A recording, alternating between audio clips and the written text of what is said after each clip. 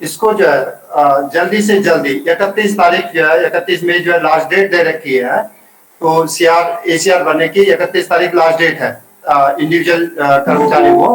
तो आप अपने अपने महाविद्यालयों में समस्त कर्मचारियों की CR जो है वो जो है 31 तारीख तक जो है अपने स्तर से जो है फिलअप कर दें, क्योंकि इसमें बहुत ज्यादा टाइम नहीं लगेगा। इसमें लिमिटेड है, जैसे ग्रुप 3 और ग्रुप 4 के लिए तो बहुत कम है। ग्रुप जो है जो हमारे पास है टीचर्स और प्रिंसिपल्स, उनके लिए भी जो बहुत ज्यादा नहीं है। उनको जो अपनी जो बेसिक जो इन्फॉर्मेशन जो है देनी है, तो वो आप जो आपने कलेक्ट कर लीजिए और उसके हिसाब से आप उसको फिलअप कर दीजिए। जो 10 पॉइंट्स हैं, उन 10 पॉइंट्स पर ही जो है आपके जो है CR का पूरा जो है होना है, वो इसमें जो दे रखे हैं। मेरे हिसाब से ये आपने शेयर भी कर दिया होगा ये वाला, तो आपको जो है ये शेयर कर दिया गया है। और फ्लो चार्ट जो है बहुत जो है सावधानी से जो फ्लो चार्ट को देखें, जहाँ जो है डबल ट्रिपल है, मतलब कुछ चीजें जैसे DDO जो आपका एक जो आया है, तो मान लीजिए साल भर में आपका एक ही प्रिंसिपल है, तो आपका जो है वहां पर जो है सेम DDO आप करेंगे।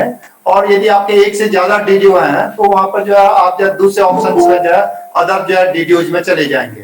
तो वो जो है आपको जो फ्लो चार्ट में बताया जाएगा कि जो है कैसे कैसे आपने जाना है। उसमें जो डिटेल में हमारे पास डॉक्टर दीपक पांडे जी हैं, साथ में जो अंशुमन जो है, और भी जो हमारे भी डायरेक्टरेट से भी जो हमने जो ट्रेनिंग दे रखी है, तो आपके इनके मोबाइल नंबर भी आपके साथ शेयर कर लिए जाएंगे।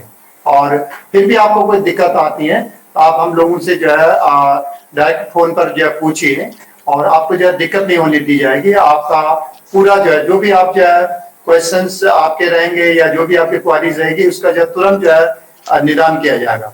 और इस जो सेशन के दौरान भी आपको जो है एक स्टेप से आगे बढ़ने में, मेरा पहला स्टेप आपका होता है, आपकी कोई शंका आती है आप उसको नोट कर लीजिए और अगले स्टेप में जाने से पहले उस शंका को पूछ लीजिए, ताकि जो है आपको जो है वहां पर जितने ऑप्शंस आपको जो है दिए जाते हैं, उसमें आप सोच लीजिए कि मान लिया ऐसा है तो जो क्या होगा, है ना। तो आपको जो है जैसे कहीं पर जो डबल रास्ते आ जाते हैं, तो आप पूछ लेते हैं कि भाई यहाँ से इस रास्ते से चलें या इस रास्ते से चलें, तो वहां पर जो जरूर आप अपनी शंका का समाधान करेंगे।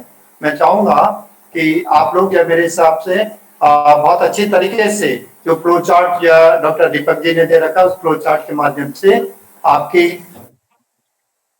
और उसके बाद भी आपको दिक्कतें होती हैं, तो आपको यहाँ से पूरा जो है वो बताएंगे, जितना भी जो इसमें स्टेप वाइज स्टेप जो आपको बताया जाएगा।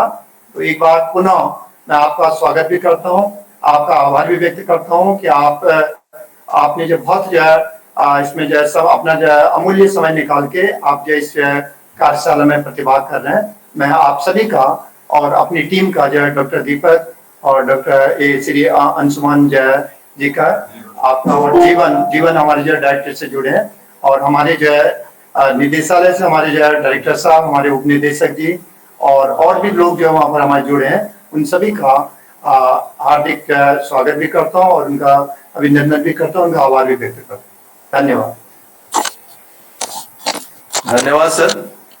जैसा कि सर ने कहा कि ये बड़ी महत्वपूर्ण कार्यशाला है और ये हम सभी के सम्मिलित प्रयास से, जैसा कि मैंने पहले भी कहा कि हमने डिजिटाइजेशन का काम ऑलमोस्ट हम अपने एंड पे कंप्लीट कर चुके हैं। कुछ जो समस्या वो आ रही है, त्रुटि आ रही है, वो हम उसको भी शीघ्र निराकरण कर रहे हैं और 70 कॉलेजेस में हमने उसको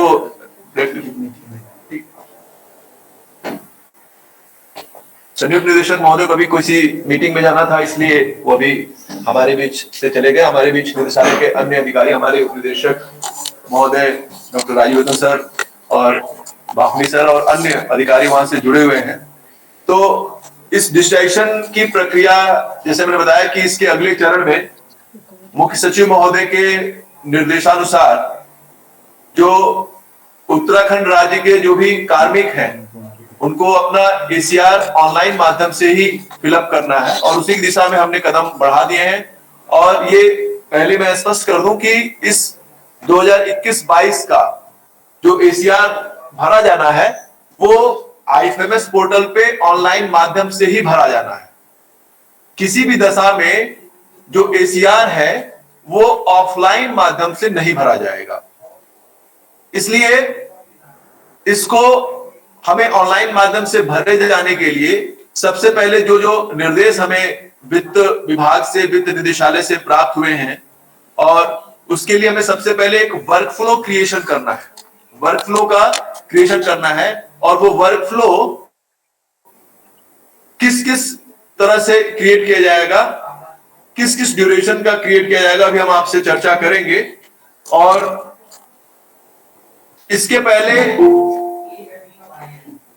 पहले कि आप अपना एसीआर भरे या जो संबंधित कार्मिक अपना एसीआर भरेगा, ये जैसे पत्र में भी आपको स्पष्ट किया गया है कि आपको आईपीआर भरना है, इमूवेबल प्रॉपर्टी राइट्स, अरे रिटर्न्स, इंटेलेक्चुअल प्रॉपर्टी राइट्स बार बार आ जाता है, लेकिन ये आपको इमूवेबल अचल संपत्ति जो है आपको उसका रिटर्न, अभी आप इनकम टैक्स रिटर्न भरते हैं, आपकी अचल संपत्ति का भी जो लेखा होगा वो आप जब तक नहीं भरेंगे या जो संबंधित कार्मिक नहीं भरेगा तब तक आप ऑनलाइन एसीआर नहीं भर पाएंगे। क्योंकि जब आप उसमें आगे बढ़ेंगे तो जो एक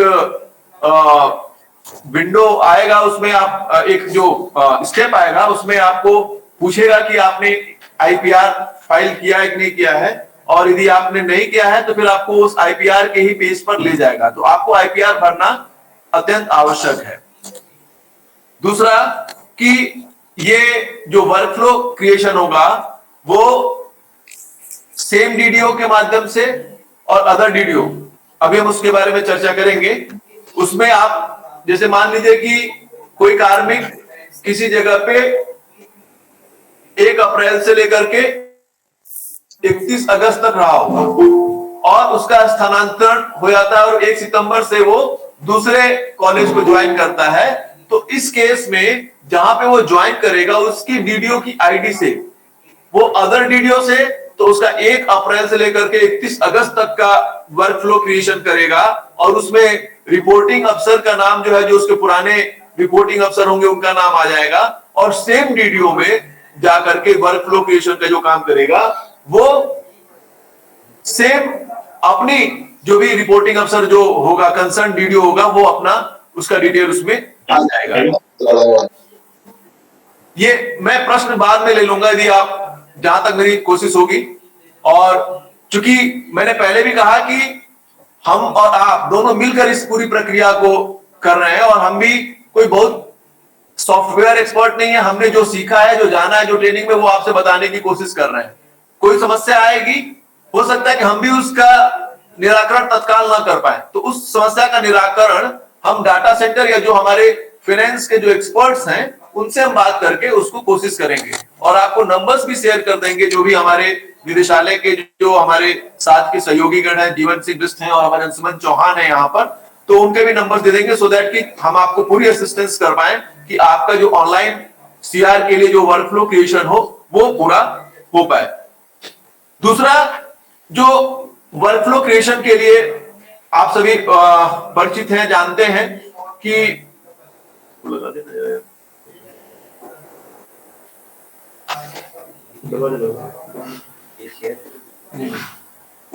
जो एसीआर के लिए 3 स्तर होते हैं। कार्मिक अपना सेल्फ अप्रेजल जो भी भरता है वो तभी भर पाएगा जब आप क्रिएट करेंगे, और वर्क फ्लो क्रिएशन में 3 स्तर जो है, रिपोर्टिंग, रिव्यूइंग और एक्सेप्टिंग अथॉरिटी का आएगा, वो आपको उसमें भरना होगा। उसमें सर्चिंग ऑप्शन भी होगा, उसमें यदि आप एम्प्लॉय कोड डालते हैं तो वो एम्प्लॉय कोड भी से भी ले लेगा, और उसमें आप जो भी उस समय जो 21-22 के जो भी आपके रिपोर्टिंग या रिव्यूइंग अफसर होंगे उनका डिटेल डालेंगे और वो ऑटोमेटिक उसमें ले लेगा।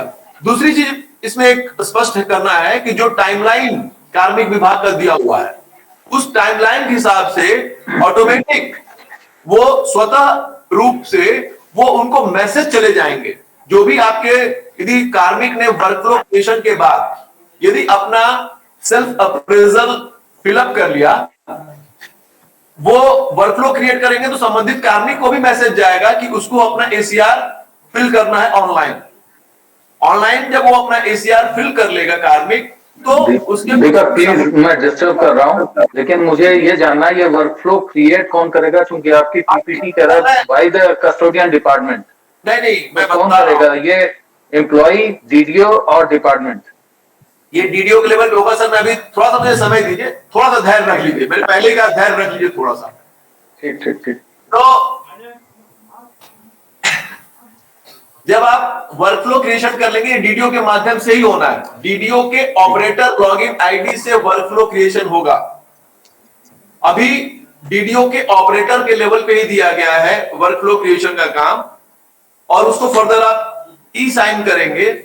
बाद में यदि हमारा विभाग या आप लोगों की ये सहमति बनती है कि इसको ऑफिसर के लेवल पे किया जाए, तो हम उस तरह का रिक्वेस्ट संबंधित वित्त निदेशालय को भेज देंगे।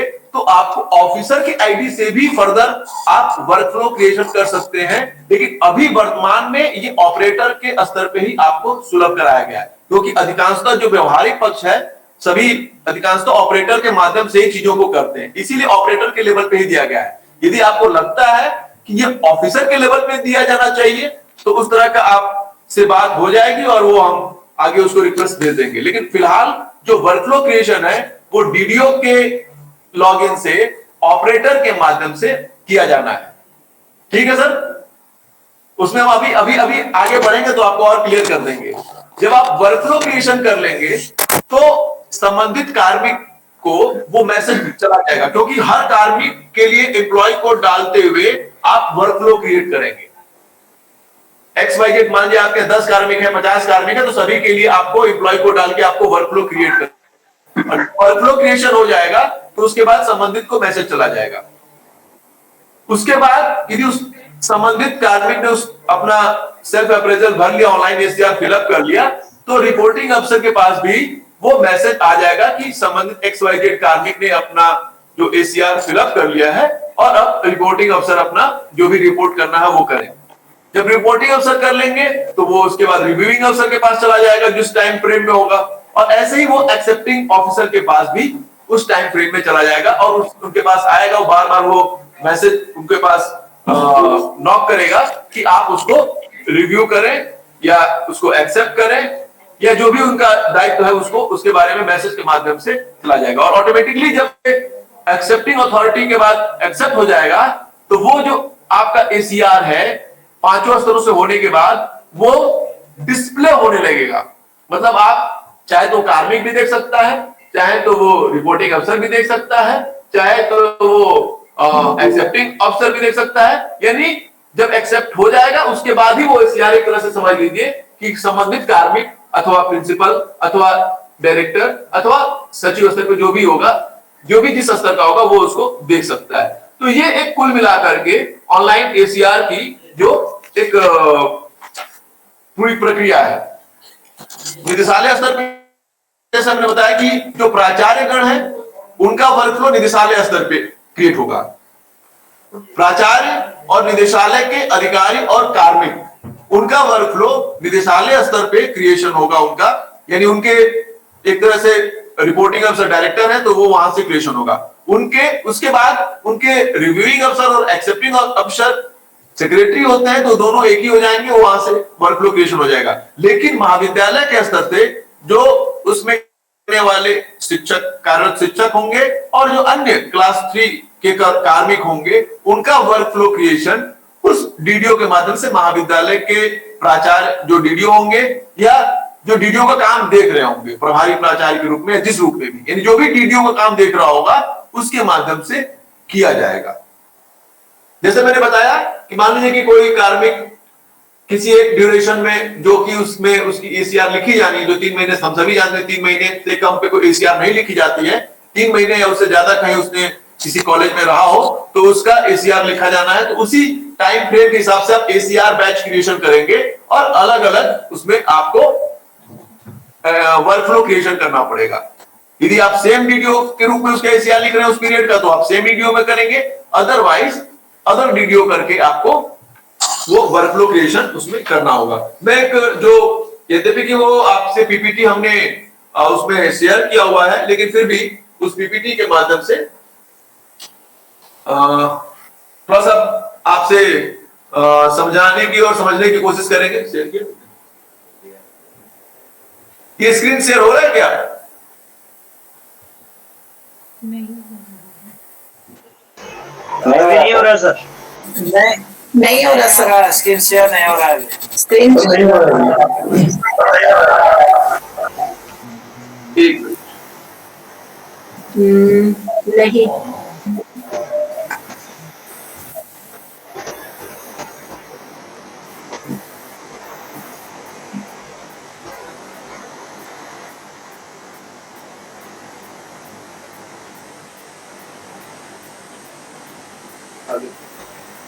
अब हो गया, अब दिख रहा है? आगे आगे हो गया। तो इनफैक्ट ये जो वो हमने नहीं बनाई है, ये वित्त निदेशालय के द्वारा ही बना के हमें भेजी गई है आपके सुलभ संदर्भ के लिए, जिसको कि आप एक बार देख के समझ सकें। और इसी के माध्यम से हम भी आपसे थोड़ा सा समझने की और समझाने की कोशिश करेंगे कि कैसे हमको ये ऑनलाइन एसीआर फिलअप करना है। जैसा कि हमने आपसे बात की,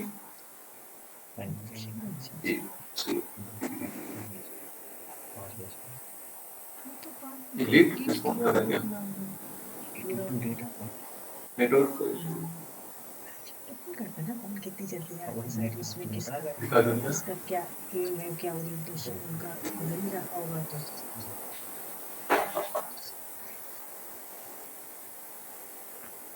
स्क्रीन पे अभी ये आपको अभी यही दिख रहा होगा ना,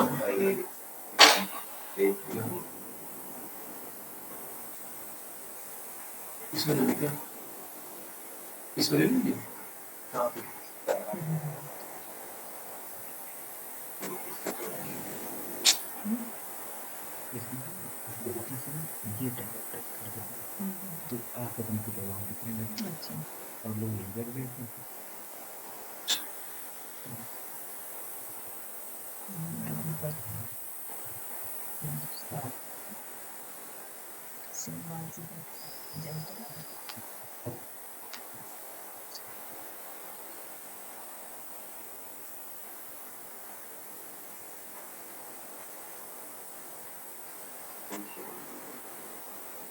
जैसा कि मैंने बताया कि ये जो आप एसीआर ऑनलाइन एसीआर का वर्कफ्लो क्रिएट करेंगे तो सभी के लिए एक यूनिक आईडी होगी जो आप एसीआर क्रिएट कर रहे हैं। जो भी बैच क्रिएशन करेंगे, हो सकता है कि एक कार्मिक के लिए आप 2 वर्कफ्लो क्रिएट करें तो उसके लिए अलग अलग आईडी होगी।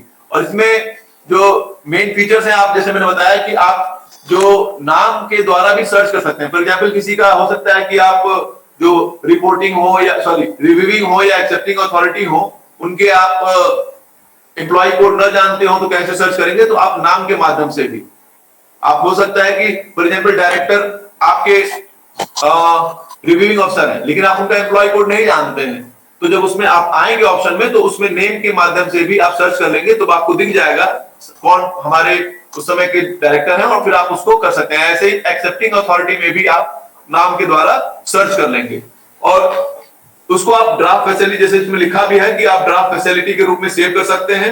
और जैसे मैंने बताया कि अलग अलग टाइमलाइन जो है, जो टाइमलाइन दिया हुआ है, उस टाइमलाइन के हिसाब से आपको टाइमली मैसेज आएंगे। जो एक एक महीने का एक आपको टाइम फ्रेम दे रखा है, उस टाइम फ्रेम में आपको एसएमएस अलर्ट्स आएंगे कि जो आप ऑनलाइन एसीआर जो आपने भरा है या जो भरेंगे वो आप रिव्यूइंग अफसर या एक्सेप्टिंग अफसर को उस टाइम फ्रेम में ही, जो भी एक समय है उस टाइम फ्रेम में ही उसको एक्सेप्ट करना है या रिव्यू करना है। इवन जो एम्प्लॉय हो उसको भी उसी टाइम फ्रेम में अपना सेल्फ अप्रेजल लिखना है। जो रिपोर्टिंग है उसको भी उसी टाइम फ्रेम में, यदि वो नहीं लिखता है किन्हीं कारणों से या नहीं लिख पाता है तो ऐसा नहीं है कि वो दोबारा उस टाइम के बीतने के बाद उसको में कोई कमेंट कर पाएगा, वो फिर वो नेक्स्ट स्टेप पे जंप ओवर कर जाएगा। तो इसलिए आप इसमें सबसे जो महत्वपूर्ण बात है और सबसे अच्छी बात भी आप एक तरह से समझ लीजिए, क्योंकि हम सभी इस व्यवस्था में जानते हैं कि कई बार क्या होता है किन्हीं कारणों से टाइमली हमारी एसीआर नहीं फिल हो पाती है, नहीं लिखी जाती है, या उसमें रिव्यूइंग अफसर के द्वारा नहीं किया जाता है या एक्सेप्टिंग अफसर के द्वारा नहीं किया जाता, तो उसमें बहुत सारी, अब वो सारी समस्याएं इस ऑनलाइन एसीआर के माध्यम से कहीं ना कहीं दूर हो जाएगी और सब कुछ ऑनलाइन माध्यम से आपके पास बना रहेगा। और दूसरी बात, जब ये आप एक चीज मैं ये कहना चाहूंगा कि जब आप, यद्यपि कि आईएमएस पोर्टल पे ये IFMS पोर्टल पे ये अवेलेबल रहेगा, डिस्पाइट आप उसका एक हार्ड कॉपी का प्रिंट ले लें। हो सकता है कि आपको भविष्य में संदर्भ के लिए आवश्यक पड़े या अपनी फाइलिंग के लिए, तो उसको जरूर आप उसकी हार्ड कॉपी भी संबंधित कार्मिक का जो आप रिपोर्टिंग कर रहे हैं तो उसमें आप निकाल के रख लें या उसका अप्रेजल निकाल के रख लें। इसमें फिर उसके बाद आप देखेंगे कि वर्कफ्लो क्रिएशन जो स्टेप है, इसमें कस्टडियन डिपार्टमेंट के द्वारा किया जाएगा। जैसे मैंने बताया, तो कस्टडियन डिपार्टमेंट यानी हम जो डीडीओज हैं जो हमारे हायर एजुकेशन के, वो फिर उसमें सभी एक एक एम्प्लॉय का उसमें आपको एम्प्लॉय कोड यूज करना पड़ेगा। जैसे मैंने पहले ही शुरू बताया कि किसी कॉलेज में हो सकता है 10 हो, किसी में 50 हो, किसी में 100 हो, तो वो एक एक जो भी कार्मिक वहां काम कर रहा है जिसका भी एसीआर आप लिखते हैं, भाई 100 लोगों की एसीआर आपने ऑफलाइन में लिखनी है, तो यहां पर आपको उसकी एम्प्लॉय कोड डाल के वर्कफ्लो जब क्रिएट करेंगे तभी जाकर के वो आगे बढ़ेगा। एम्प्लॉय के पास वो मैसेज जाएगा कि वो अपना आप भर ले। यदि आप नहीं करते हैं, वर्कफ्लो क्रिएशन नहीं होता है, तो वो उस कार्मिक के पास वो डिटेल नहीं जाएगी। फिर इसमें सारा डिटेल होगा उसमें कि क्या कार्डर है, क्या स्केल है, डेट ऑफ अपॉइंटमेंट क्या है, सब उसमें ऑटोमेटिक उसमें आ जाता है। वो चीज आप उसमें देख लेंगे।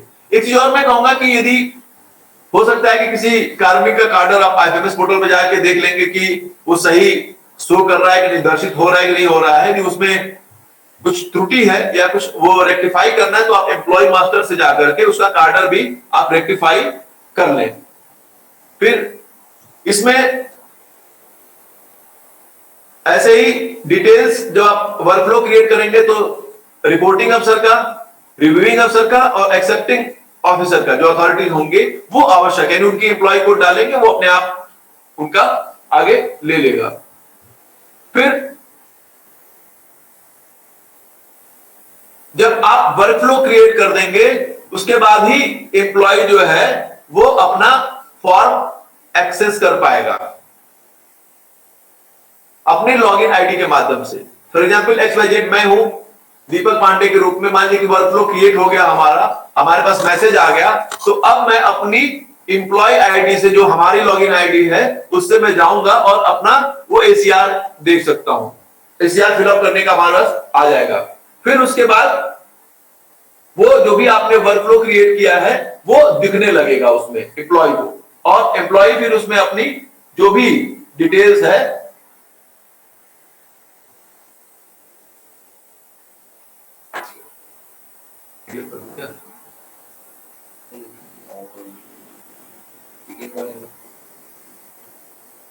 एक मिनट जरा मैं पीडीएफ इसका शेयर करता हूं।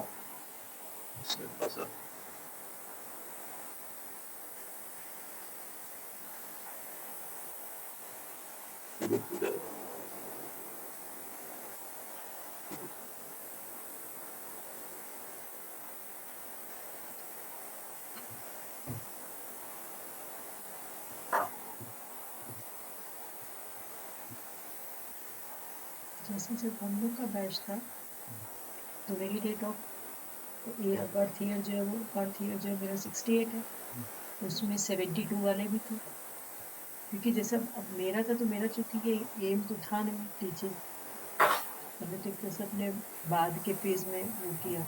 अब जिसका वो शुरू से उसी चीज़ के वो इंटरेस्टेड रहता है, नहीं तो मेरा होता तो मैं 95 वाले बैच में आ जाती, मैं उसमें पंकज पांडे पुष्पा पांडे उसी में आ जाती।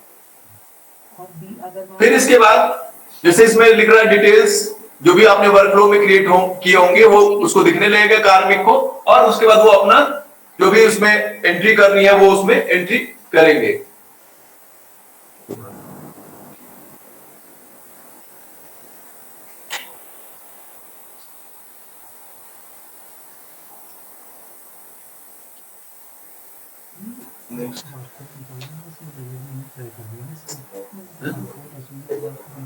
सेल्फ अप्रेजल का तो होगा। फिर इसके बाद जैसे ही कोई भी एम्प्लॉय अपना सेल्फ अप्रेजल का वो फॉर्म फिलअप कर लेगा, सबमिट कर लेगा वो ऑप्शन, तो वो रिपोर्टिंग अफसर के पास रिफ्लेक्ट होने लगेगा। उसके पास मैसेज आ जाएगा कि संबंधित कार्मिक ने XYZ ने अपना एसीआर ऑनलाइन फिलअप कर लिया है, अब आप अपना इसमें इसका अप्रेजल जो भी इसमें रिपोर्ट करना है वो आप इसमें रिपोर्ट करेंगे। फिर उसके बाद जैसे रिपोर्टिंग अफसर कर लेगा तो वो रिव्यूइंग अथॉरिटी के पास भी इसी तरह का मैसेज जाएगा कि अब आप रिव्यूइंग आपको करना है, रिव्यू करना है। और जब रिव्यू हो जाएगा तो उसके बाद एक्सेप्टिंग अथॉरिटी के पास भी ये चीज चली जाएगी, मैसेज चला जाएगा कि अब आपको इसमें आप एक्सेप्टिंग जो आपका एक्सेप्ट करना है वो वाला आप प्रोसेस करेंगे। और यदि रिपोर्टिंग अफसर के ग्रेडिंग से, उसके असेसमेंट से यदि वो सहमत है, यदि वो यस करता है तो वही ग्रेड वही असेसमेंट आ जाएगा और वो सबमिट हो जाएगा। यदि उससे वो डिफर करता है, उसकी सहमति नहीं है रिव्यूइंग अफसर की, जैसा कि रिपोर्टिंग अफसर ने कर रखा है, तो फिर उसको सकारण यानी कारण देना पड़ेगा, रीजन असाइन करना पड़ेगा। और उस रीजन को असाइन करते हुए वो ग्रेडिंग या जो भी है वो उसको चेंज कर सकता है, जो भी वो चाहे। ऐसे ही एक्सेप्टिंग अथॉरिटी यदि वो रिव्यूइंग अथॉरिटी के जो ग्रेडिंग से यदि वो सहमत है तो एज इट इज जो भी उसने लिखा है वो आ जाएगा। यदि नहीं सहमत है तो फिर उसको सकारण वो बात लिखनी पड़ेगी और उसके बाद उसमें जो भी ग्रेडिंग वो देना चाहे वो उसमें आ जाएगा। अब हमें वर्कफ्लो कैसे क्रिएट करना है इसके बारे में भी इस पीपीटी में दे रखा है। जैसे मैंने पहले बताया कि हम डीडीओ के लॉगिन आईडी से ऑपरेटर के माध्यम से ही ये वर्कफ्लो क्रिएट करेंगे। इसमें हम जब हम डीडीओ के लॉगिन आईडी से, सर बाद में ले लेंगे, संजय सर बाद में लेंगे सारे। जब डीडीओ के लॉगिन आईडी से ऑपरेटर के माध्यम से हमें वर्कफ्लो क्रिएट करेंगे। अब इसमें एचआरएमएस में जाएंगे, मैंने देखा है इसलिए थोड़ा तो मुझे आइडिया है, समझ में आ रहा है, देखते क्या बताते हैं। एचआरएमएस में जाएंगे और यहां पर आपको ये एसीआर दिख रहा होगा। इस एसीआर में जाने के बाद एसीआर बैच क्रिएशन यहां पर आएंगे और एसीआर बैच क्रिएशन पे क्लिक करेंगे। फिर ये देखने लगता है।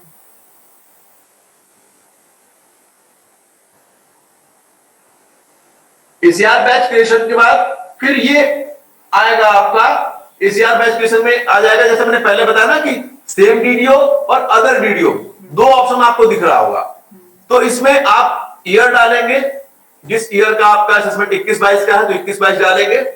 फिर एम्प्लॉय कोड, जिस एम्प्लॉय का आप वर्कफ्लो क्रिएट कर रहे हैं, XYZ जो भी कार्मिक होंगे आपके यहाँ, उनका एम्प्लॉय कोड यहां पर एंटर करेंगे। फिर अपने आप जब एम्प्लॉय कोड एंटर करेंगे तो वो एम्प्लॉय नेम ऑटोमेटिक ले लेगा, वो आ जाएगा यहां पर। फिर एसीआर बैच जब यहाँ पे लिखा होगा जिस पीरियड का आप करना चाहेंगे वो एसीआर बैच क्रिएशन यहाँ पर आ जाएगा। जो भी आपका टाइम पीरियड होगा वो यहाँ पर आपको दिख जाएगा।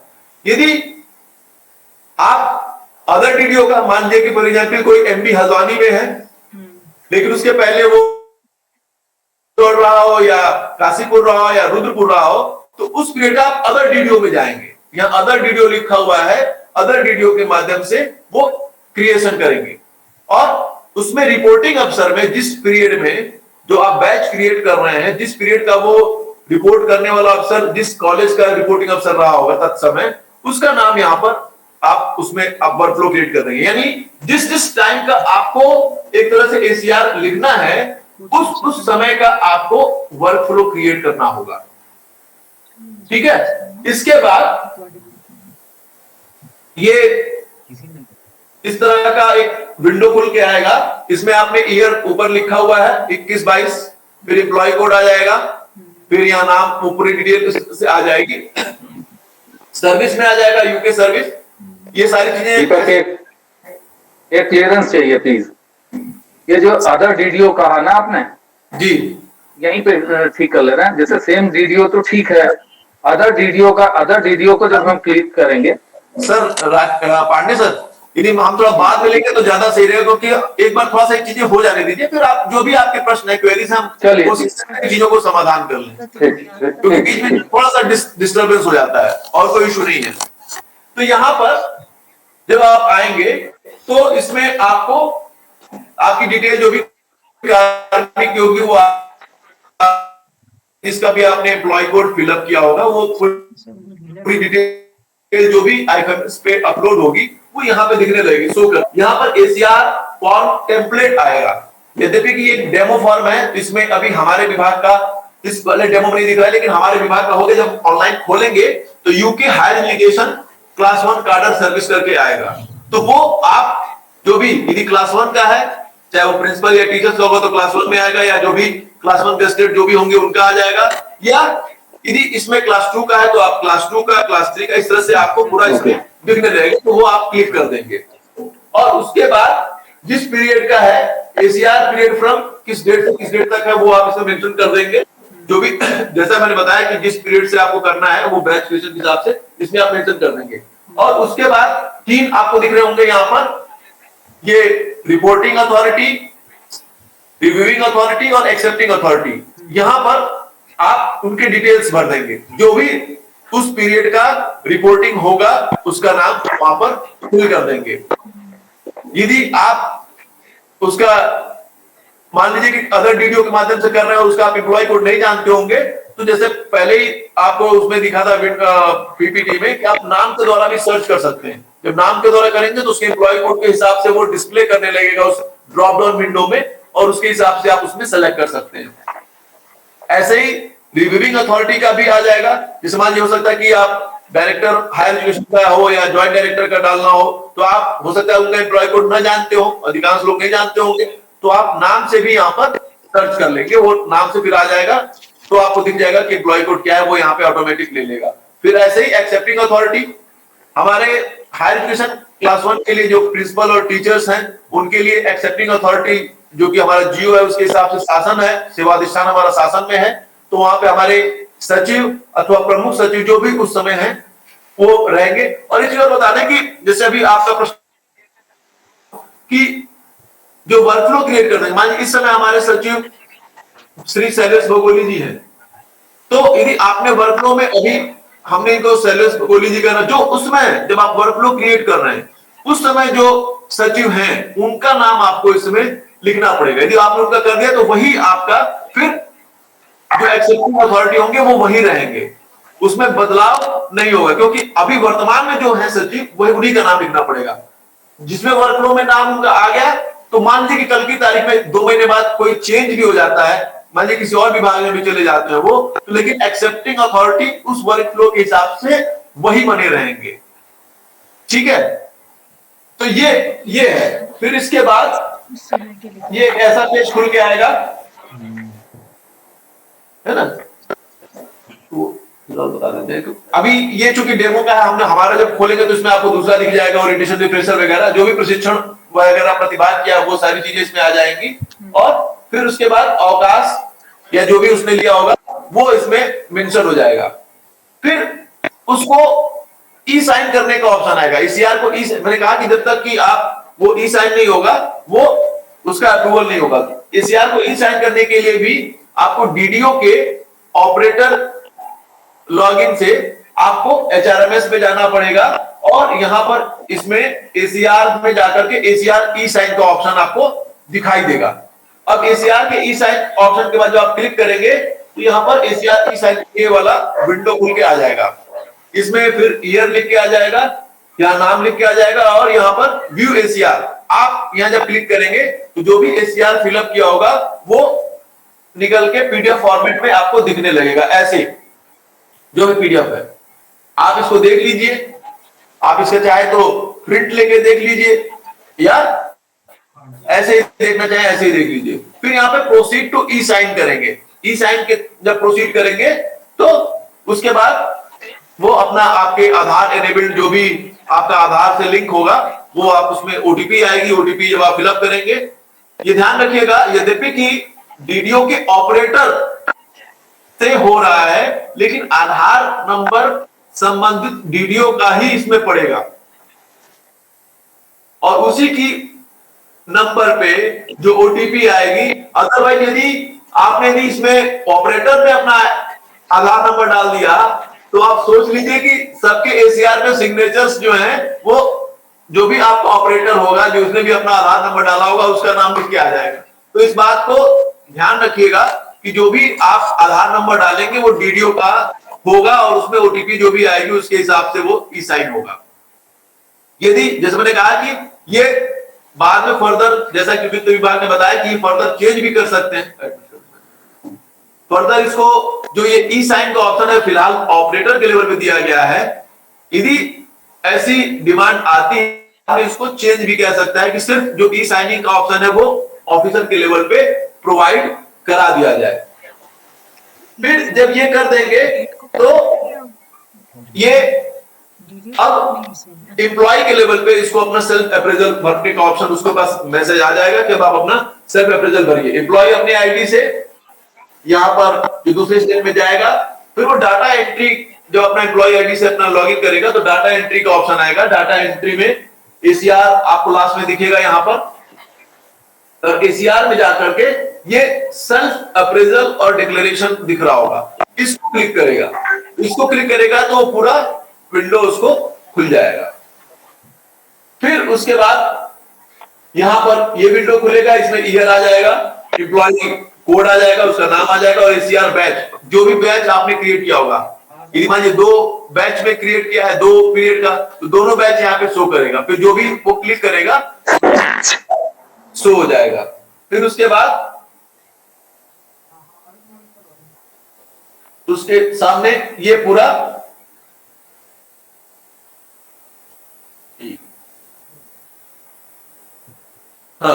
उसके बाद ये पूरा उसके सामने ये खुल जाएगा कि कब से क्या उसको भरना, और उसके सामने ये भी आ जाएगा कि कौन उसका रिपोर्टिंग अफसर है, कौन उसका रिव्यूइंग अफसर है, कौन उसका एक्सेप्टिंग अफसर, और किस पीरियड से किस पीरियड तक का है। जो भी आपने वर्कफ्लो क्रिएट किया होगा उसके हिसाब से।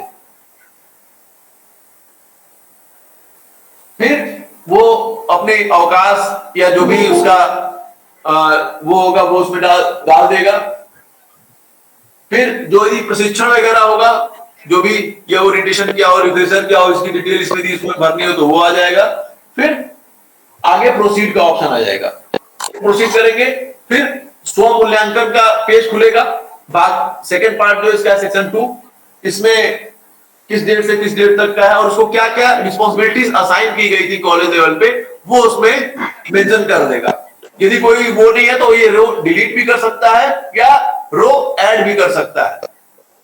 ऐड रो और डिलीट रो का ऑप्शन इसमें दिया हुआ है। यदि उसके पास और ज्यादा रिस्पॉन्सिबिलिटीज है तो उसमें ऐड रो कर देगा, डिलीट रो करना है तो डिलीट रो भी कर देगा। फिर वार्षिक कार्य योजना, जो भी आपने उसकी कार्य योजना होगी महाविद्यालय की या जो भी उसके हिसाब से उसका क्या उसने काम किया, वो सारी चीजें इसमें सेकंड वाले उसमें आ जाएगी एनुअल वर्क प्लान के हिसाब से। वो 300 शब्दों में अपना एक मूल्यांकन यहाँ पर भरेगा कि उसने क्या किया और क्या नहीं किया। इसके बाद डिक्लेरेशन का पार्ट आएगा चौथे उसमें। जैसे मैंने पहले ही बताया कि यदि आपने अचल वार्षिक संपत्ति का विवरण भर दिया हो तो यहां पर ऑप्शन आएगा यस या नो। यदि आप यस कर देते हैं तो वो डेट पूछेगा, तो डेट आप मेंशन करेंगे। यदि आपने भरा होगा उस डेट को तो वो आगे प्रोसीड करेगा, नहीं तो फिर वो एरर दिखाने लगेगा। नो करेंगे तो आपको फिर से वो इमूवेबल प्रॉपर्टी राइट के रिटर्न के ऑप्शन पे ले जाएगा, उस पेज पे ले जाएगा जहां पर आपको आईपीआर फाइल करनी है।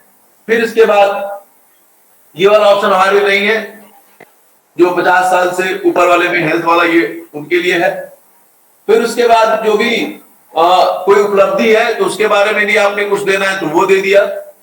और यदि ये प्रीवियस ईयर्स के लिए आपने ये तो हमारे रिपोर्टिंग और रिव्यू के लिए है, तो यदि लिखा है तो हाँ तो वो आप उसमें मेंशन कर देंगे। कोई पुरस्कार सम्मान है तो वो भी आप मेंशन कर देंगे। यहाँ पे उसके बाद सेव डिक्लेरेशन आ जाएगा। तो सेव कर देंगे तो ये सारा जो मैंने कहा ना पहले ही बताया था कि आपका जो ड्राफ्ट है वो सेव हो गया, फिर आप उसको देख भी सकते हैं। जैसे कि हम सभी ऑनलाइन माध्यम से बहुत सारे जब फॉर्म फिलअप करते हैं तो उसका ऑप्शन आता है कि हम एक बार व्यू कर लेते हैं, चाहे आप इनकम टैक्स रिटर्न भी भरते होंगे तो उसको सेव करके वो एक बार आप व्यू कर सकते हो, देख सकते हैं। ऐसे ही यहाँ भी है, सेव कर दिया आप देख सकते हैं।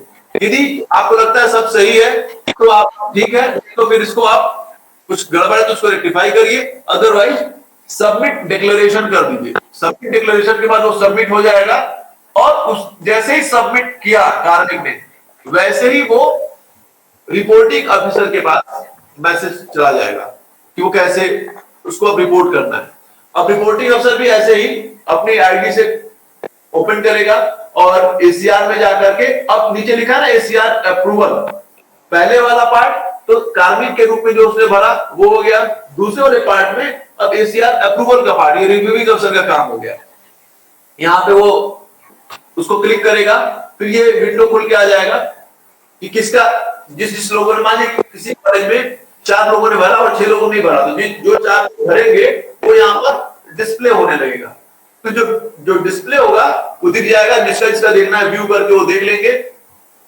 फिर उसके बाद वो एक पीडीएफ फॉर्मेट में भी ये चीजें आ जाएंगी, इस पीरियड तक का है, क्या उसने भरा है, वो सारी चीजें पर डिस्प्ले होने लगेगा। उसके बाद यहां पर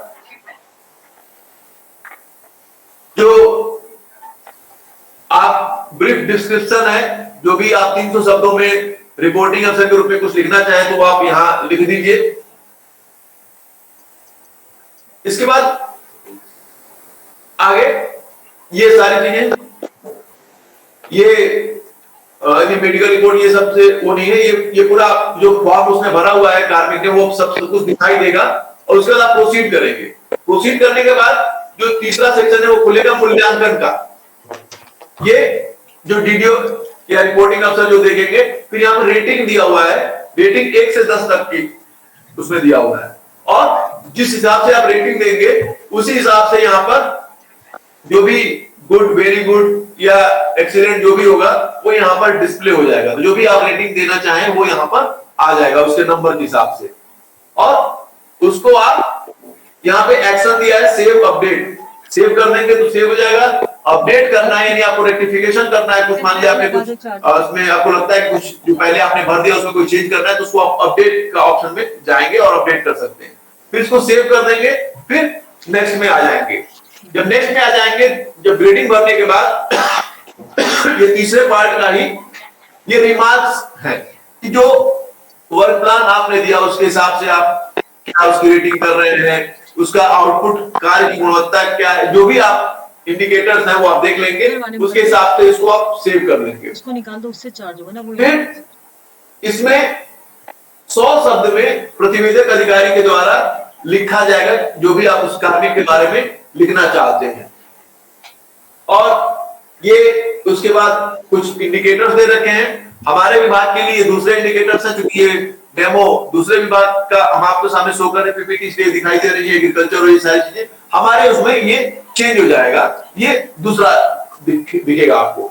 फिर ये आप जो भी आप फिल करना चाहते हैं उसको फिल करेंगे, ऐसे सेव करते हुए आप उसको सबमिट कर देंगे तो ये सबमिट हो जाएगा। फिर उसके बाद ये ऐसे रिव्यूइंग अफसर के पास ये चला जाएगा मैसेज कि वो उसको अब आगे देखना है। फिर ऐसे ही वो यहां से जाकर के, जैसे कि रिपोर्टिंग अफसर ने व्यू किया था, वो रिव्यूइंग अफसर भी इसको व्यू कर सकता है, देख सकता है कि क्या एसीआर किसकी भरी हुई है कार्मिक की।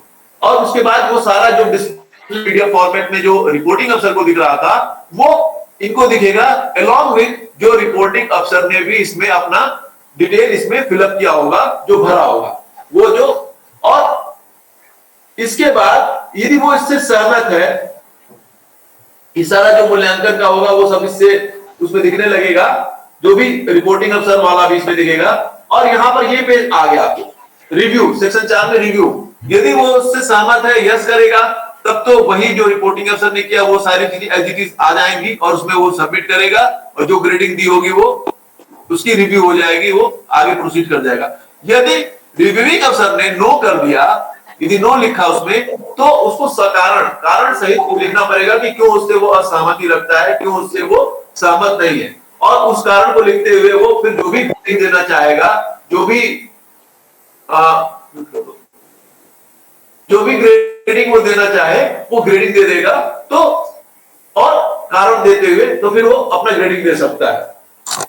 फिर उसके बाद जब वो सबमिट कर देगा तो 5वें स्टेज में, जैसे मतलब 5 स्टेज है, 5वें स्टेज में ये फिर एक्सेप्टिंग ऑफिसर के पास पहुंचेगा। फिर ऐसे ही वो भी व्यू कर सकता है और वो रिपोर्टिंग रिव्यूइंग अफसर ने जो लिखा हुआ है वो भी सारी चीजें वैसे ही देख सकता है जैसे कि उसके पहले रिपोर्टिंग अफसर ने और रिव्यूइंग अफसर ने देखा था। एक्सेप्टिंग अफसर भी ऐसे ही देख सकता है। और फिर वही बात जो मैंने भी रिव्यूइंग अफसर के लिए कहा कि ये सेक्शन 4 में आ जाएगा। यदि वो कहता है यस, यदि वो रिपोर्टिंग अफसर से और रिव्यूइंग अफसर सहमत है तो वही ग्रेडिंग उस पे एज इट इज आ जाएगा। यदि उससे सहमत नहीं है, नो उसने लिखा, तो सकारण उसको कारण से कि क्यों उससे सहमत नहीं है वो लिखते हुए अपनी ग्रेडिंग उसमें देगा और उसके बाद उसको सबमिट करेगा। उसके सबमिट के बाद उसकी स्वीकृति हो जाएगी और ये आपका एसीआर एक जो भी कार्मिक होगा उसका सबमिशन हो गया। जब उसके एक्सेप्टिंग अथॉरिटी ने उसको सबमिट कर दिया तो ये एसीआर अब रिफ्लेक्ट होने लगेगा। ये संबंधित एम्प्लॉय अपना एसीआर देख सकेगा, रिपोर्टिंग अफसर जो उसको ग्रेडिंग मिली होगी जो भी अपना वो देखना चाहे देख सके, रिपोर्टिंग अफसर देख सकेगा, रिव्यूइंग अफसर देख सकेगा और एक्सेप्टिंग ऑफिसर भी जो होगा वो भी इसको जाके स्टेटस रिपोर्ट पे जाकर के एसीआर का जो एचआरएमएस में जाकर के एसीआर में जो एसीआर स्टेटस रिपोर्ट है इसमें जाकर देखेगा तो उसको अपना एसीआर आगे दिखने लगेगा। फिर इसमें दिखा देगा कि किस किस बैच से जो किया गया अलग अलग पीरियड का होगा तो वो भी यहां पर दिखने लगेगा। तो इस प्रकार से ये जो भी उसका एसीआर हुआ होगा, जो भी ग्रेडिंग उसको मिली होगी वो उसके सामने डिस्प्ले में आ जाएगा और यदि गुड मिला होगा जो भी मिला होगा उसको सामने सारी चीजें आ जाएंगी, वो देख सकेगा। यदि तो ये तो पूरा ऑनलाइन एसीआर फिल करने का वो हो गया। और इसके बाद जैसे मैंने पहले कहा कि आप आईपीआर यदि इमूवेबल प्रॉपर्टी रिटर्न्स का नहीं फिलअप किया होगा तो आपको वो इमूवेबल प्रॉपर्टी रिटर्न के पेज पर ले जाएगा। उसमें फिर आपको संबंधित एम्प्लॉय के अपने आईडी से ओपन करना होगा और उसमें फिर डाटा एंट्री में जाकर के एसीआर का ऑप्शन आएगा सबसे नीचे और उसमें जब क्लिक करेंगे तो 3 ऑप्शन जैसे मैंने पहले बताया था कि वही चाहिए। इसमें आईपीआर फाइलिंग सबसे नीचे है। सबसे पहले सेल्फ अप्रेजल जो संबंधित कार्मिक करता है, फिर एसीआर अप्रूवल जो चाहे रिपोर्टिंग, रिव्यूइंग या एक्सेप्टिंग अफसर कर रहा है और नीचे है आईपीआर फाइलिंग यानी संबंधित कार्मिक जो अपना आईपीआर फाइल कर रहा है, जो इमूवेबल प्रॉपर्टी रिटर्न्स का डिटेल दे रहा है वो यहां पर आ जाएगा। उसके बाद ये पेज खुल के, बहुत छोटा सा पेज है, 5 मिनट का समय लगता है इसको फिल करने में। किस वर्ष का, देखिए महत्वपूर्ण चीज यह है, मान लीजिए अभी 2022-23 चल रहा है, मैक्सिमम लोग जब फिल करेंगे तो 22-23 लिख के आएगा, हम ध्यान नहीं देंगे तो 22-23 का फिल हो जाएगा, लेकिन आपको 21-22 का फिल करना है। और अभी किसी ने शायद पूछा भी था, इससे पहले पूछा था कि क्या केवल 21-22 के सत्र में जो आपने अर्जित किया केवल वो संपत्ति लिखनी है या अभी तक 21-22 तक जो संपत्ति है वो लिखनी है? तो बहुत क्लियर कर दें कि जो 21-22 तक की जो आपकी अचल संपत्ति होगी, चाहे वो आपने सन 2000 में खरीदा हो, सन 99 में खरीदा हो या आपके नाम आपके पिताजी ने, आपके दादाजी ने कभी कर रखा हो, वो सारी चीज इसमें आ जाएगी। तो 21-22 तक की जो भी संपत्ति होगी, जिस ईयर 21-22 का मतलब जो भी जिस ईयर का आप एसीआर फिल कर रहे हैं वो यहां पर आ जाएगा। फिर इसमें ऐड न्यू वो अपना रहेगा। फिर किस जिले तहसील में, जो भी उत्तराखंड का होगा तो आपका वहां पर जो भी आप भरते हैं, आप कहीं और से हैं, कोई उत्तर प्रदेश से है, कोई बिहार से है, कोई बंगाल से, जहां से भी आप करना चाहें, जो भी डिटेल जो भी होगा तहसील सदर जो भी आप भरना चाहें वो यहाँ पे आप भरेंगे। फिर जो भी आपकी भूमि का क्षेत्रफल होगा या मकान का क्षेत्रफल होगा, जो भी अचल संपत्ति का जो एरिया है वो आपको मेंशन करना पड़ेगा यहाँ पर दूसरे कॉलम में। फिर उसके बाद संपत्ति किसके नाम से है, यदि आपके नाम से है तो आप अपना नाम इसमें फिल कर देंगे। यदि आपके किसी डिपेंडेंट के नाम पे है, यदि आपके स्पाउस के नाम पे है, आपके हो सकता है कि और डिपेंडेंट्स हो फैमिली जिसको कि आपने शो कर रखा हो आपने उसमें, और उसके किसी नाम पे वो संपत्ति है तो वो भी आपको मेंशन करना पड़ेगा। यानी आपके डिपेंडेंट्स के नाम की जो भी प्रॉपर्टी होगी उसका डिटेल आपको यहां पर देना पड़ेगा। फिर उसके बाद संपत्ति अर्जित करने का माध्यम एंटर करो। माध्यम क्या है, किस तरह से किया है, आपने परचेज किया है, आपको गिफ्ट मिला है, आपने लीज लिया है, जो भी होगा वो आपको यहां पर मेंशन करना पड़ेगा। एक महत्वपूर्ण चीज ये है कि आपने संपत्ति किससे अर्जित की है ये भी मेंशन करना पड़ेगा। जिस व्यक्ति से यदि आपने क्रय किया है तो उसका नाम लिखना पड़ेगा। यदि जिसने आपको गिफ्ट किया है वो भी, जो गिफ्ट डीड का है उसका भी नाम लिखना पड़ेगा। जो जिससे भी आपको मिली है संपत्ति, जिससे भी, जिस माध्यम से भी, उसका डिटेल यहां पर लिखना पड़ेगा, नाम लिखना पड़ेगा। फिर संपत्ति अर्जित करने की तिथि क्या समझा रहे इसको तो किस डेट को आपने परचेज किया है, वो परचेजिंग डेट, यदि आपकी संपत्ति रजिस्ट्री की है आपने जमीन की, तो उसमें डेट होता है, वो आपको डेट मेंशन करना पड़ेगा। आपको गिफ्ट मिला है, वो भी मेंशन करना पड़ेगा, मतलब जो भी डेट होगी उसकी, डेट है जो रिकॉर्डेड डेट है, वो रिकॉर्डेड डेट आपको यहाँ पर मेंशन करनी पड़ेगी। उसका लागत क्या है, किस वैल्यू में आपने खरीदा, आपने 1 लाख में खरीदा, 50,000 में खरीदा, 5,000 में खरीदा, वो आपको मेंशन करना पड़ेगा। और लोग क्या पूछते उस अर्जन लागत के बाद वर्तमान में हो सकता है कि आज से 20 साल पहले उसकी कीमत 5,000 या 50,000 हो, लेकिन आज उसकी कीमत 5 करोड़ हो, तो जो भी आपकी वर्तमान अनुमानित कीमत होगी, मूल्य होगा, वो आपको वर्तमान अनुमानित मूल्य में लिख देंगे। फिर उस संपत्ति से कुछ यदि आप अर्जित कर रहे हैं, आय प्राप्त कर रहे हैं, मान लीजिए कि कोई कृषि भूमि है तो उससे आपको आय हो रही हो, या कुछ और लीज के माध्यम, जो भी आपने, मतलब you all are better aware of all those things कि क्या उससे आय आप कर रहे हैं, तो वो आपको आय वहां पर, यदि संपत्ति से यदि आपने कोई रेंट आउट कर रखा है, कुछ कर रखा है, तो वो आपको यहाँ पर मेंशन करना पड़ेगा। फिर उसके बाद अभियुक्ति कुछ और आप यहाँ पे टिप्पणी में मेंशन करना चाहें तो आप उसको मेंशन कर दीजिए, सेव प्रॉपर्टी कर देंगे तो सेव हो जाएगा। उसके बाद शो रिपोर्ट पे क्लिक करेंगे, जब शो रिपोर्ट पे क्लिक करेंगे तो जो भी आपने भरा होगा वो यहाँ पर डिस्प्ले होकर के आ जाएगा, जिस जगह का भी होगा। फिर उसके बाद आपका ये रिटर्न भी फाइल हो जाएगा। तो ये तो एक पूरी प्रोसेस है जो हमने आपके साथ पीपीटी में शेयर करी थी। अभी थोड़ी देर में हम आपसे शेयर भी करेंगे, इससे पहले कि हम आपको ऑनलाइन वर्चुअल माध्यम से, डीडीओ लॉगिन के माध्यम से दिखाएं कि कैसे हमें वो वर्कफ्लो क्रिएट करना है। मुझे उम्मीद है, मुझे विश्वास है कि बहुत सारे ऐसे प्रश्न होंगे, हो सकता है कि मैं उसका उत्तर न दे पाऊं, ये भी सही है, लेकिन कोशिश करते हैं उन सारे प्रश्नों को लेने के लिए और उनका समाधान करने के लिए।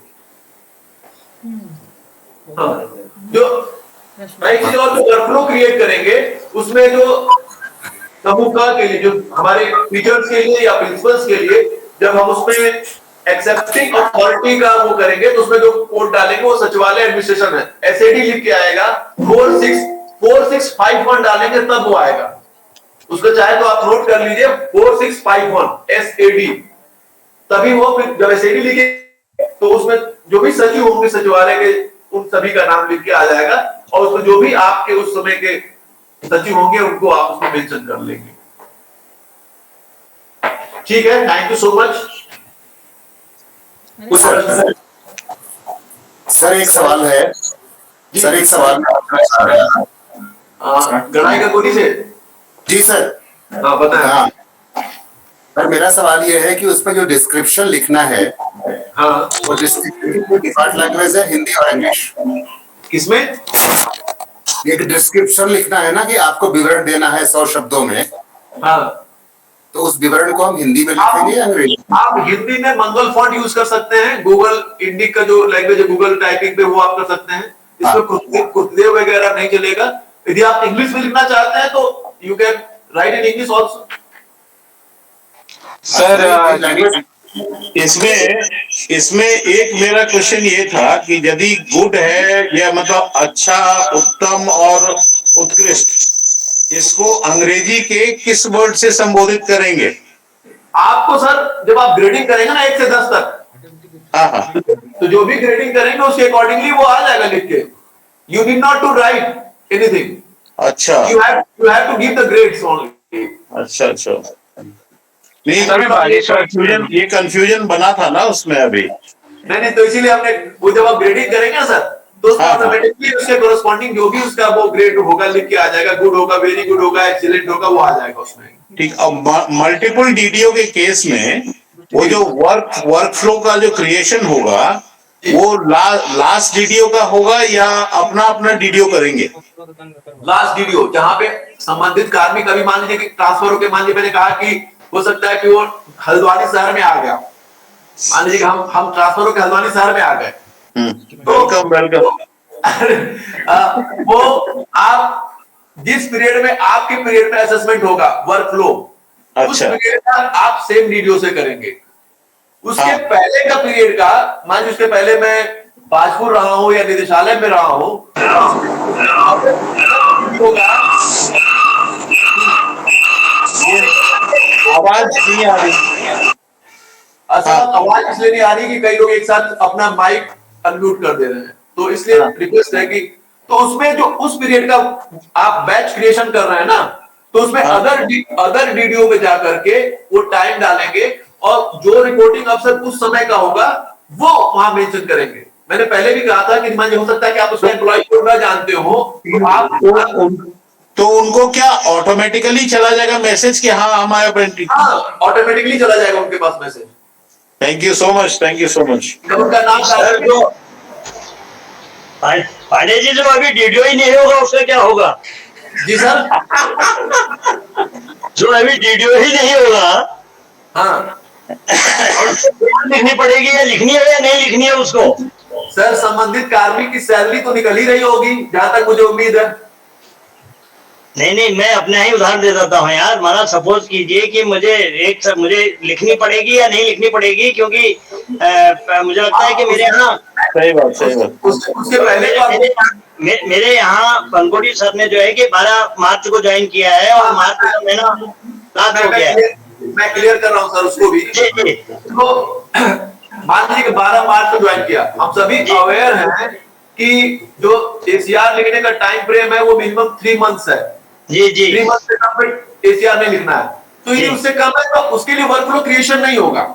यानी इट मींस कि आप ही जो भी पीरियड होगा उसका एसीआर तो आप लिखेंगे, लेकिन अब 1 अप्रैल ऑनवर्ड्स जो भी होगा वो बनकोटी सर लिखेंगे। वो तो ठीक है सर, लेकिन वर्क फ्लो जो जिस डीडीओ कोड से वो खुलने वाला है, तो वो तो वर्तमान प्राचार्य के डीडीओ कोड से खुलेगा। आप एक मिनट सर, मैं समझ रहा हूँ आपकी बात। डीडीओ कोड से हम वर्कफ्लो क्रिएट कर रहे हैं जी। रिपोर्टिंग, जैसे रिपोर्टिंग अफसर में आप अदर डीडीओ जाके भी कर दे रहे हैं, वैसे जब रिपोर्टिंग अफसर में वो आपका एम्प्लॉय कोड डालेंगे तो आप रिपोर्टिंग अफसर के रूप में आ जाएंगे। ठीक, क्रिएशन तो उस डीडीओ लॉगिन से होगा, यानी जो डीडीओ उस समय वर्तमान होगा वही क्रिएट करेगा, लेकिन रिपोर्टिंग अफसर में जिसका भी आप नाम डालना, जो भी रिपोर्टिंग होगा उस समय का, उस पीरियड का, उसका नाम डालना पड़ेगा। उसके पास वो मैसेज चला जाएगा, उसको वो कर देगा अपने। और इस बार जो रिव्यूइंग में आएगा सर ने, कि मुझे लगता है कि हमारे पास डायरेक्टर सर भी कुछ जो है कि पहले कुछ रिटायर हो गए हैं, कुछ 3 महीने वाले नहीं है, उनमें क्या उसमें ये बताया कि वो डायरेक्टर नहीं है तो सर्टिफिकेट लगा के उसमें ग्रेडिंग नहीं देंगे, लेकिन उसको आगे वो प्रोसीड कर सकते हैं। लेकिन प्राचार्य सभी लिख करके जो है कि रिव्यू को भेज देंगे। हाँ, प्राचार्य करेंगे। ये पूरी प्रक्रिया कितने दिनों की है? अलग अलग सर टाइमलाइन दे रखा है, आपको पत्र के साथ एक जीओ भी गया होगा। 31 मई तक तो आपको वर्कफ्लो क्रिएट करना है, उसके बाद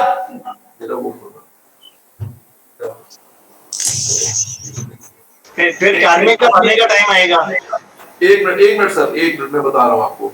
ये जब आप पत्र देखेंगे, आपको अपने जो पत्र आपके ग्रुप में शेयर हुआ होगा, आपको मिला भी होगा, उसमें ये देखिए उसके साथ एक राधा रतुड़ी मैम का भी पत्र गया होगा।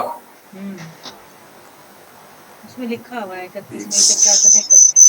वो उसमें बता दीजिए, ये डेट्स आप बता दीजिए सर, स्टेप वाइज डेट्स बता दीजिए। मैं बता रहा हूँ सर, मैं आपको ये सर जो वर्कफ्लो क्रिएशन की डेट है वो 31 मई तक करनी है आपको वर्कफ्लो। 31 मई तक।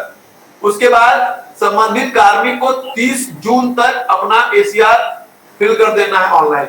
30 जून तक, हाँ 30 से पहले कर देना है, नहीं करेगा तो वो ऑटोमेटिकली सेकंड स्टेप में जंप ओवर कर जाएगा। उसके बाद जो रिपोर्टिंग अफसर है, प्रतिवेदक अधिकारी, 31 जुलाई तक, 31 जुलाई, फिर समीक्षक के द्वारा 31 अगस्त, समीक्षक 31 अगस्त तक उसकी समीक्षा कर देगा, और एक्सेप्टिंग अथॉरिटी जो स्वीकृता है वो 30 सितंबर तक उसको एक्सेप्टिंग का काम उसको कर देना है। और उसके बाद वो ऑब्वियसली जब 5वें स्तर पे हो जाएगा तो ये रिफ्लेक्ट होने लगेगा, क्योंकि पहले संसूचित करने का वो था, आदेश था, लेकिन जब अभी ऑनलाइन सारी हो जाएगी तो वो संबंधित कार्मिक को, उसकी रिपोर्टिंग को, उसकी रिव्यूइंग को, उसके एक्सेप्टिंग अथॉरिटी को वो रिफ्लेक्ट होने लगेगी, दिखने लगेगी।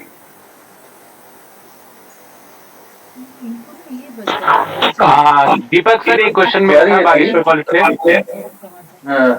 अच्छा, पूछ लें आप पहले बागेश्वर से।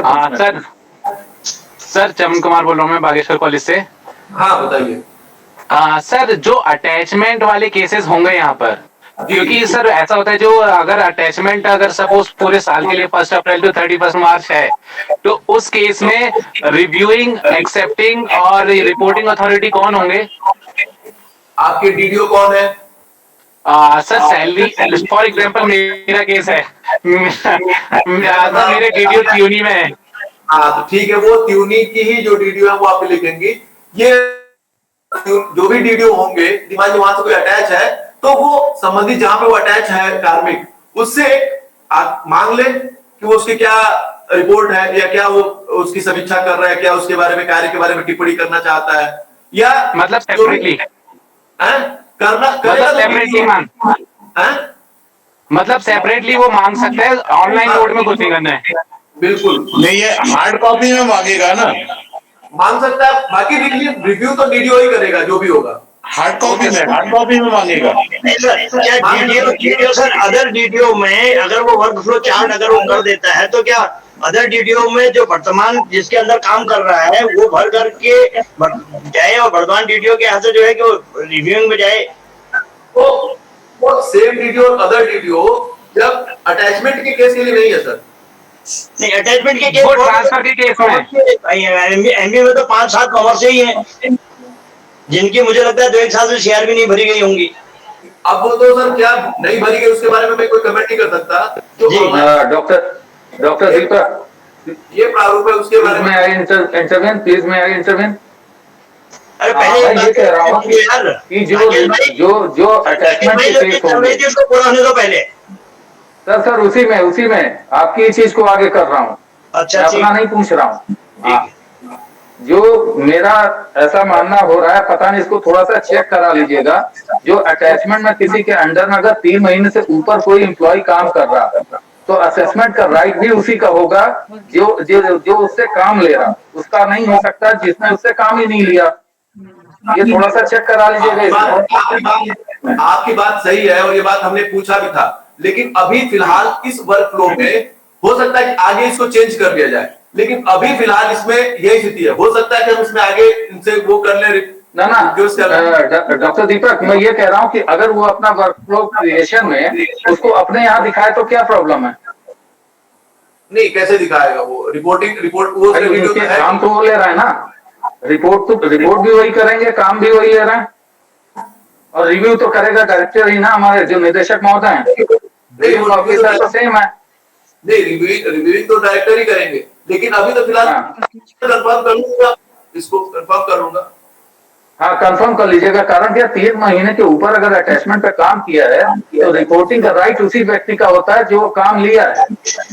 और अगर आप काम उसको नहीं देंगे तो काम ही नहीं करेगा वो, ये भी देखिए। हाँ, ये भी प्रॉब्लम आएगी ना सर। ऑफलाइन मोड में वैसे दीपक सर वाला जो आप कह रहे हैं वो भी ठीक लग रहा है ना, क्योंकि ऑफलाइन मोड में होता तो 3 महीने से ज्यादा रिव्यू करते थे, लेकिन सहमति और असहमति वो डीडीओ ही करता था, जो ओरिजिनल डीडीओ है। देखिए सप्लीमेंट्री जो करा लीजिएगा। तो आपका भी, मेरे को लग रहा है दीपक सर आपका सजेशन ठीक था वो भी। इसके पहले भी क्योंकि ऑफलाइन मोड में अभी तक जो था, आप बैक डेट में भी चीजें हो जाती थी, उसमें इतना टाइमलाइन का वो नहीं था। ऑनलाइन मोड में जो अभी तक मॉडलिटी इन्होंने बनाई है, जो एक फ्रेमवर्क बनाया है, हो सकता है बहुत सारी चेंजेस आए एज पर टाइम फ्रेम, या जो भी हमारे रिक्वायरमेंट्स हो या जो हमारे चेंजेस हो, तो उसमें हो सकता है चेंजेस हो, लेकिन अभी वर्तमान में जो यही स्थिति है, क्योंकि अल्टीमेटली डीडीओ ही जो जहां से उसकी सैलरी डिस्बर्स हो रही है वही उसके लिए ऑथराइज्ड है। और इसके पहले भी जैसे इसके पहले हम भी अटैचमेंट पे थे, तो यहाँ से हमारे जो अल्टीमेट हमारा जो सीआर लिखा गया वो हमारे कंसर्न प्रिंसिपल के द्वारा लिखा गया, यहाँ से उसकी आख्या जरूर दी गई। तो आख्या दे सकते हैं, मांग सकते हैं चाहे तो आप, लेकिन वो अभी तक जो सीआर जो लिखा है वो उसी वीडियो के माध्यम से लिखा जाएगा। नहीं, और दीपक भाई ऐसा है उसमें पहले ये होता था कि वो एसीआर के फॉर्म को अपने जिस कॉलेज में काम कर रहा है वहां भरता था, वहां के प्राचार्य उसमें एसीआर लिखता था। सीआर लिखने के बाद जब वो मूल डीडीओ के पास जाता था वहां वो सहमत असहमत की बात कह करके उसको आगे भेजता था। थ्रो वही था, लेकिन जिसके अंदर काम करता था रिव्यू वही, मतलब एसएस वही करता था जिसके अंदर काम कर रहा है, और वही होना चाहिए। रिपोर्टिंग उसी की होनी चाहिए। और एक एरिया और है, एक एरिया और है कि अगर 6 महीने से ऊपर किसी का अटैचमेंट हो गया है तो it is deemed to be transferred, और वो पूरे राइट्स उसके हो जाते हैं उस डीडीओ को जिसके यहाँ वो काम कर रहा है। 100% राइट है उसका, क्योंकि उसके बाद टीएडीए नहीं मिलेगा। सर आप कह रहे हैं डीम टू बी ट्रांसफर में, इसके बारे में क्योंकि मुझे जानकारी नहीं तो मैं नहीं कह सकता। वो हो सकता है कि आपके पास जो हो उसके ना वो टीएडीए नहीं मिलता, टीएडीए का कॉन्सेप्ट नहीं होता फिर 6 महीने के बाद।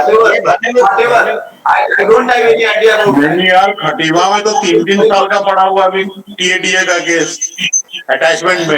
वो तो नहीं तो मिलेगा क्यों 6 महीने तक का?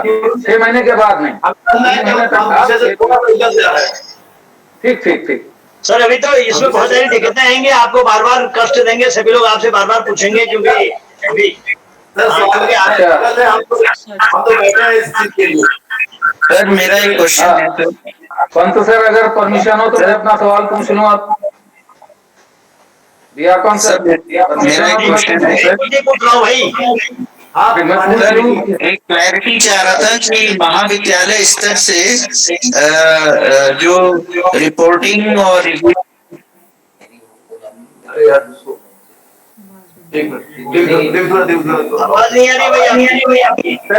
सर मेरा क्वेश्चन है सर, ये महाविद्यालय स्तर से एक बार सर ये रिव्यूइंग और जो रिपोर्टिंग और जो एक्सेप्टिंग ऑफिसर है उसको क्लियर कर दीजिए सर।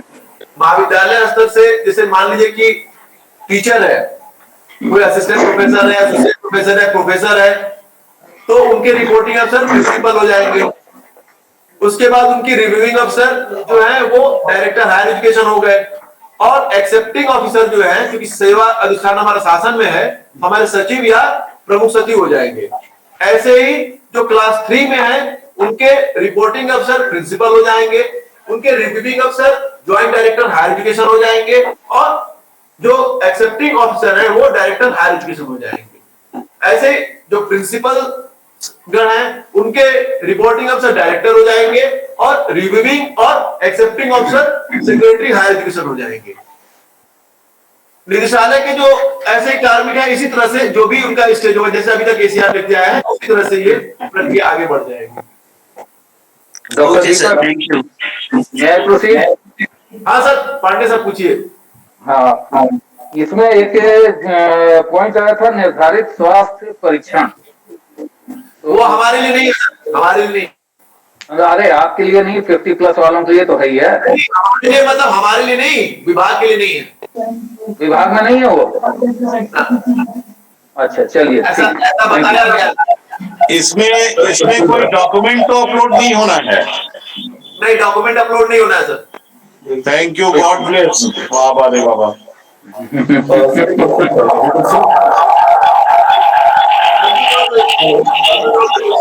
सर एक क्वेश्चन था मेरा कि जो आईपीआर फिल है उसकी डेट की है?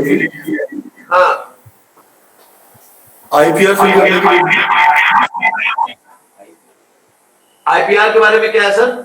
सर आईपीआर फिल करने की डेट भी नहीं, डेट नहीं, आप जब भी आपको जैसे भी आज भरना है आज आप कर लीजिए, आप कोई दिक्कत नहीं है। जब भी आप एसीआर भरेंगे जब तक कि वो फिलअप नहीं करेंगे वो आगे प्रोसीड ही नहीं करेगा। सर एक क्वेश्चन और मेरा, जैसे हमारे रिपोर्टिंग में जो हमारे प्रिंसिपल साहब थे वो रिटायर हुए थे अक्टूबर में, ठीक हो गया। और अभी तक जी तो सर उसमें हमें रिपोर्टिंग में किस तरीके से चीजों को ऐड करना होगा ये थोड़ा बता दीजिए। अभी अक्टूबर में रिटायर, उसके बाद फिर कौन रिपोर्टिंग रहा होगा? सर प्रभारी सर है हमारे यहाँ ना, प्रभारी प्राचार्य, उनका नाम लिखेंगे ना रिपोर्टिंग में फिर। अच्छा, रिपोर्टिंग में वही आएंगे जो अभी प्रेजेंट में है हमारे।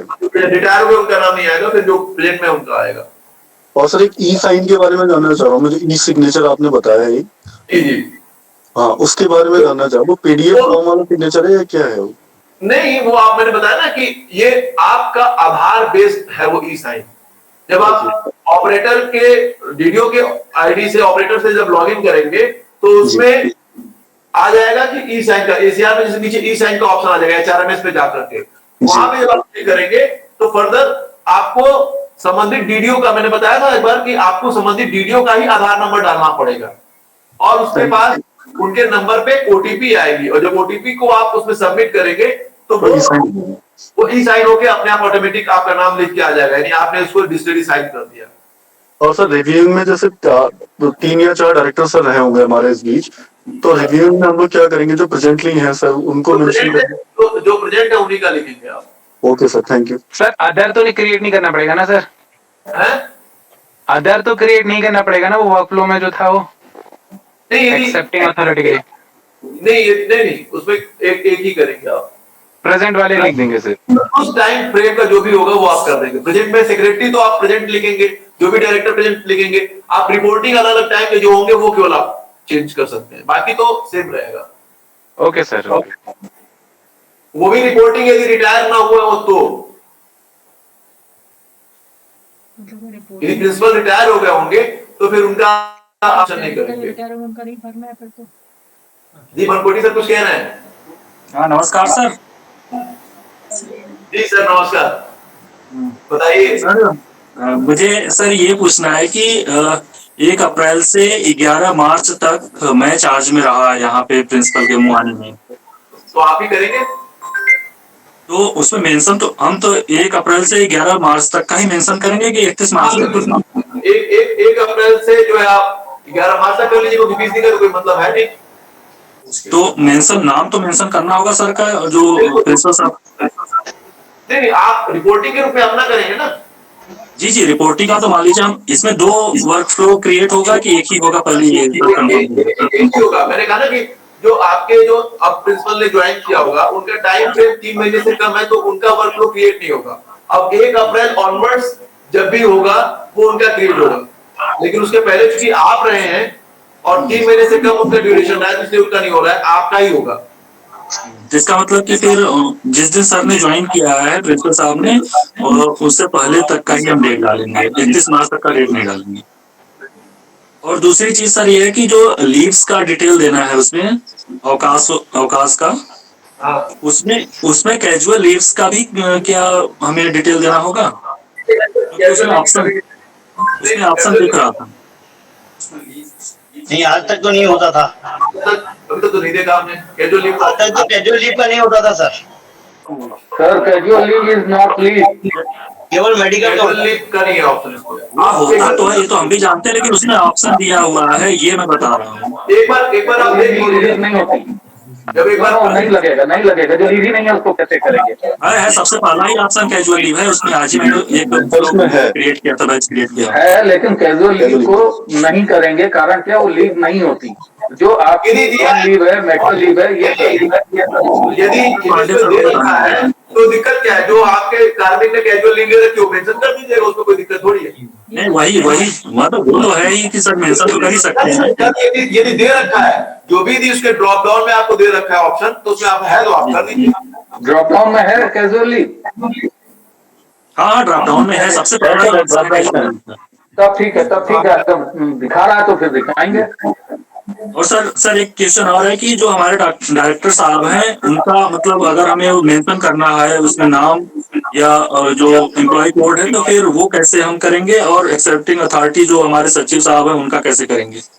यही कहा ना कि उसमें सर्च बाय नेम का भी ऑप्शन है। जब आप 3 उसमें जाएंगे तो जब उस पर क्लिक करेंगे तो नाम आएगा, आप नाम डालिए अपने डायरेक्टर का, वो आ जाएगा। फिर आप उसके नाम के हिसाब से आप देख लेंगे कि हमारे डायरेक्टर कौन है। उस नाम के तो और भी लोग हो सकते हैं। नहीं तो आपको और भी लोग हो सकते हैं, निश्चित तौर पर हो सकते हैं, लेकिन आपको अंदाज लग जाएगा कि आपको दिक्कत होगी तो आप पूछ लीजिएगा। सचिव साहब का भी ऐसा ही करेंगे। प्रिंसिपल के ग्रुप में अगर नाम मेंशन हो जाए तो सारे लोग आसानी से भर लेंगे सर। ठीक है, हो जाएगा, कर देंगे। पांडे सर मुझे पूछना है क्वेश्चन। बताइए। हाँ सर, हम ये सुधो वाला जब ट्रांसफर हो गया है जनवरी में, तो उस समय यहाँ पर नोडल अधिकारी द्विवेदी सर थे, तो उनके ड्यूरेशन में मतलब 3 महीना कंप्लीट नहीं हुआ था, और उसके बाद फिर मुझे यहाँ पे बनाया गया, वीडियो पावर मेरे पास आई, तो अभी मुझे भी लगभग 3 महीना पूरा नहीं हुआ, तो फिर हम कैसे करके भरेंगे? किसी का भी 3 महीने नहीं हुआ? नहीं सर, क्योंकि द्विवेदी सर 8 मार्च तक रहे, 9 मार्च को उन्होंने मुझे चार्ज दिया, लेकिन अब 9 जून को मेरा 3 महीना कंप्लीट होगा। अच्छा, नहीं मैं जहाँ पहले 3 महीना पूरा हुआ है वहाँ का हो गया। हाँ मतलब पहले 3 महीना हो जाएगा, तो वहाँ का हो जाएगा। जनवरी के बाद हम कहाँ का करेंगे? वो तो जरूरत नहीं है फिर, अगर 3 महीना पूरा नहीं हो रहा है तो। अच्छा, 6 महीने के बाद हमारे यहाँ डायरेक्टर वाले में भी है कि जो डायरेक्टर पहले थे वो रिटायर हो गए हैं, जो वर्तमान डायरेक्टर है वो भी 3 महीने की स्थिति में नहीं है, ऐसे इंडिया बताएंगे, लेकिन वो वर्तमान है उनका नाम लिखेंगे, वर्तमान उनका नाम लिख देंगे, वो सर्टिफिकेट लगा देंगे। हाँ वो सर्टिफिकेट लग जाएगा उसमें। जी सर, और जैसे मैं सर और फैकल्टी मेंबर्स का भरूंगी तो उसमें क्या वो मेरा नाम आएगा?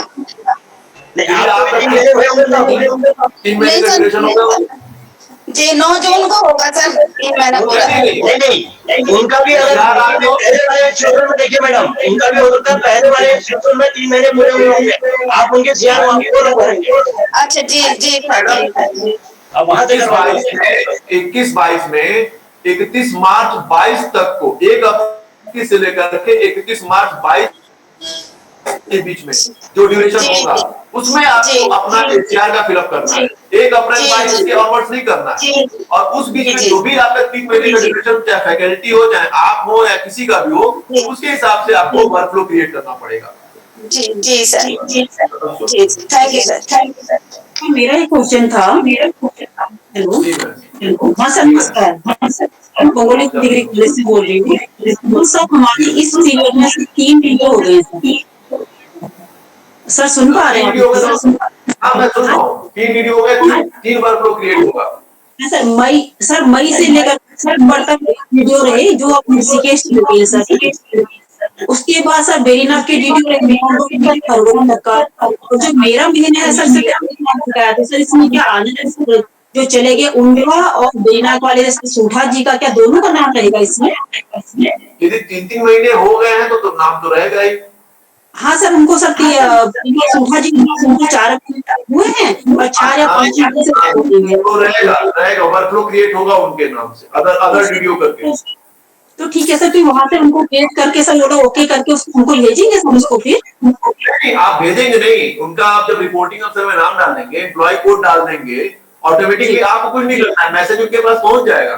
जी जी जी, चाहे तो आप टेलीफोनिकली वैसे बता दें, that is not an issue, लेकिन आप जैसे ही वर्कफ्लो क्रिएट करेंगे और एम्प्लॉय ने अपना भर लिया तो उनको वो मैसेज पहुंच जाएगा। जैसे कि आप वर्कफ्लो क्रिएट करेंगे उसका मैसेज एम्प्लॉय के पास पहुंचेगा, वैसे ही जब एम्प्लॉय अपना सबमिट कर देगा तो उसके बाद जो भी कंसर्न वीडियोज हैं उन सभी के पास वो मैसेज पहुंच जाएगा, जिसका भी वर्कफ्लो क्रिएट किया होगा। तो मेरे पास सर 1 मंथ का है सर, मार्च का है, तो फिर मैं तो नहीं भर पाऊंगी सर, मेरे आपको नहीं बता। ठीक है सर, हम फेब तक का करेंगे सर, बस ठीक है, थैंक यू सर। सर मैं दरिया से बोल रहा हूँ सर मैं दरिया से एक क्वेश्चन था। हमारे एम्प्लॉई 14 मार्च को ज्वाइन किए हैं, रुद्रपुर से आए हैं, वो असिस्टेंट प्रोफेसर, तो क्या तो मैं क्रिएट करूंगा या वर्कफ्लो तो आप क्रिएट करेंगे, लेकिन अदर डीडीओ के माध्यम से, अदर डीडीओ करेंगे, उसमें रिपोर्टिंग अफसर रुद्रपुर के प्रिंसिपल का नाम डालेंगे। ठीक है सर, ठीक है, thank you sir, thank you. एक हम नंबर शेयर कर रहे हैं डायरेक्टरेट से। सर ये क्वेश्चन मेरा भी है अमोरी से। जी बताएं। हाँ सर, मेरे यहाँ जो पहले वीडियो थी मैडम वो रिटायर हो चुकी हैं अक्टूबर में। जी। ठीक है, फिर दूसरे स्तर से वो वीडियो थे, वो भी प्रिंसिपल होके चले गए, दूसरी जगह कराएंगे बोले। तो अब मुझे कैसे बताओ, जो करेंगे वो किस क्रिएट करेंगे? जो रिटायर हो गए उनको तो उनका तो वर्कफ्लो नहीं क्रिएट होगा, पहली बात। दूसरा, जो दूसरी वीडियो हो रही है मैम, यदि उनका 3 महीने का कार्यकाल हुआ है तो उनका क्रिएट होगा। आपका भी 3 महीने का कार्यकाल हुआ है तो आपका भी क्रिएट होगा। नहीं, मैंने तो अभी मार्च में ज्वाइन किया है, तो आपका नहीं होगा। जो 3 महीने या उससे ज्यादा का होगा उनका वर्कफ्लो क्रिएट होगा। उन्हीं का वही रिपोर्ट करेंगे उसमें। ठीक है, वही रिपोर्टिंग। Okay, thank you. मुझे लगता है कि काफी कुछ प्रश्न आए और यथासंभव मैंने कोशिश की, बहुत सारे प्रश्न अभी आते भी रहेंगे, तो मैं उनको भी यथासंभव कोशिश करूंगा कि अपनी क्षमता में उसका समाधान कर पाऊं। और हमसे ना हो पाएगा तो हम डाटा सेंटर जो भी कंसर्न ऑफिसर्स हैं उनसे बात करके आपका समस्या का समाधान करने की कोशिश करेंगे।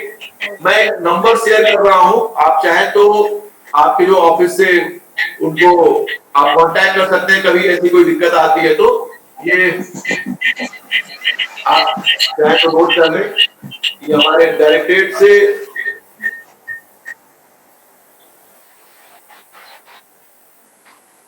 जीवन सिंह बिष्ट और अंशुमन चौहान, ये 2 लोगों के नंबर्स हैं जो मैंने स्क्रीन पे अभी शेयर किया हुआ है।